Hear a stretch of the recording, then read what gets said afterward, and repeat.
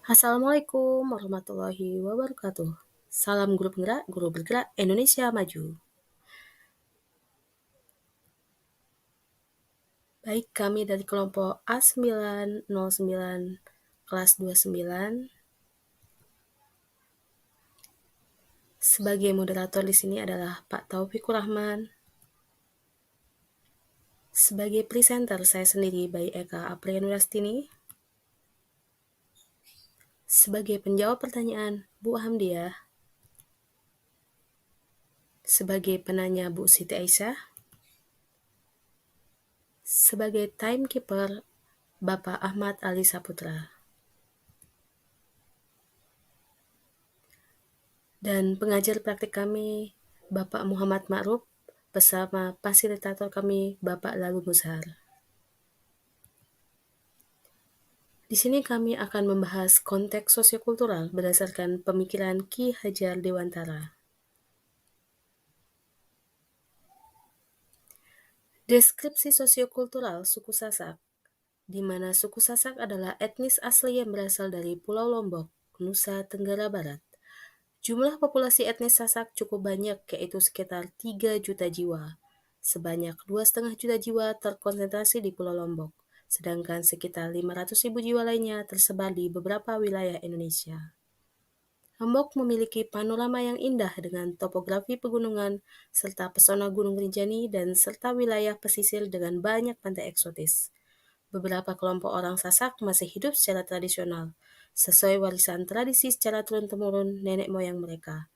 Namun, tak sedikit pula yang telah mengadaptasi cara hidup masyarakat modern. Keberagaman khas suku Sasak bisa terlihat dari makanan khasnya seperti celorot, lapis pisang, celilong Ambon, pangan, wajik, poteng, dan lain-lain. Perhelatan peresian atau adu ketangkasan antara dua orang yang masih menjadi ikon Pulau Lombok. Tradisi menenun kain songket yang masih alami dan tradisional bisa dijumpai di Desa Sade, Kabupaten Lombok Tengah. Adat kawin lari yang masih dipegang teguh masyarakat Lombok, dan adat begawi, yaitu syukuran untuk orang yang sedang melakukan hajatan seperti upacara pernikahan, hitanan, kematian, ngurisan, dan sebagainya. Di mana begawe merupakan tradisi yang menjadi media atau sarana masyarakat membangun hubungan sosial. Tradisi ini tidak hanya dilakukan kalangan masyarakat menengah ke atas, melainkan juga menengah ke bawah. Begawe dalam istilah Sasak diartikan sebagai bekerja. Begawe sendiri merupakan rangkaian acara syukuran. Biasanya orang akan begawe untuk merayakan pernikahan, hitanan, dan sebagainya. Adapun makna dalam tradisi ini, yaitu meningkatkan gotong royong atau tolong-menolong serta sikap saling menghargai. Begawe juga dapat dikatakan media untuk masyarakat saling silaturahmi dan menjaga solidaritas.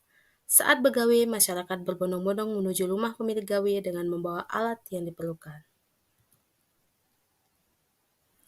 Berdasarkan letak geografisnya, rata-rata mata pencaharian suku Sasak adalah menjadi petani, karena banyaknya daerah persawahan yang ada di Lombok, membuat tanah pertanian menjadi subur.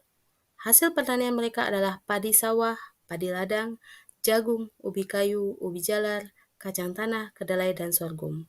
Selain bertani, masyarakat Sasak juga beternak sapi, kerbau, dan unggas.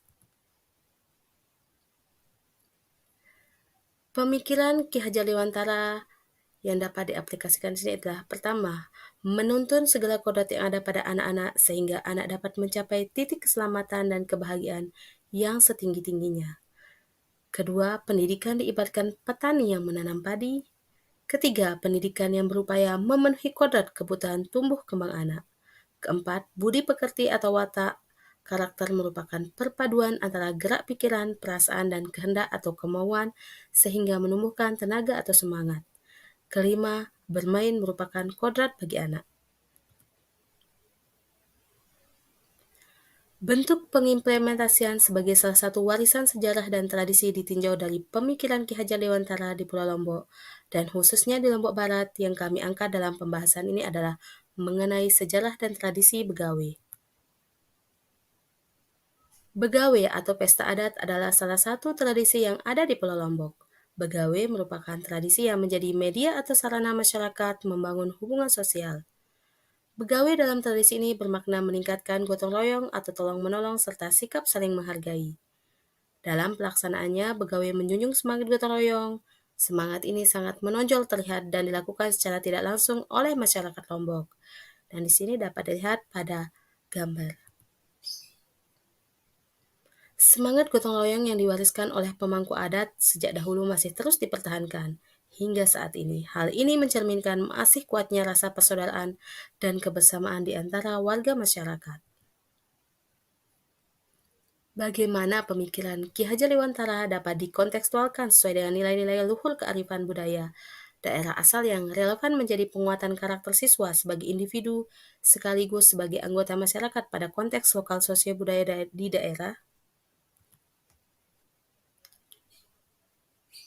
Dalam begawe ada semangat gotong royong yang mencerminkan sifat-sifat kemasyarakatan dan kearifan lokal dan saling membantu tanpa pamrih yang menjadi ciri khas masyarakat di Pulau Lombok terkhususnya di Lombok Barat. Pada proses begawe tersebut ada tahapan-tahapan yang harus dilalui sebelum pelaksanaannya. Tahapan-tahapan ini dilaksanakan secara bersama atau melalui gotong royong. Tahapan ini dapat berupa persiapan awal seperti menyiapkan bahan makanan, alat-alat untuk memasak, maupun penyiapan tempat untuk begawe itu sendiri. Proses ketika pelaksanaan begawe ataupun penyajian makanan untuk tamu. Apa saja kontekstual yang relevan dengan keadaan di lingkungan sekolah kita?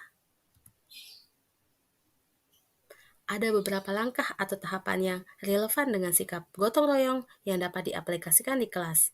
Seperti, pertama, kita dapat membentuk kelompok-kelompok kecil 4-5 orang.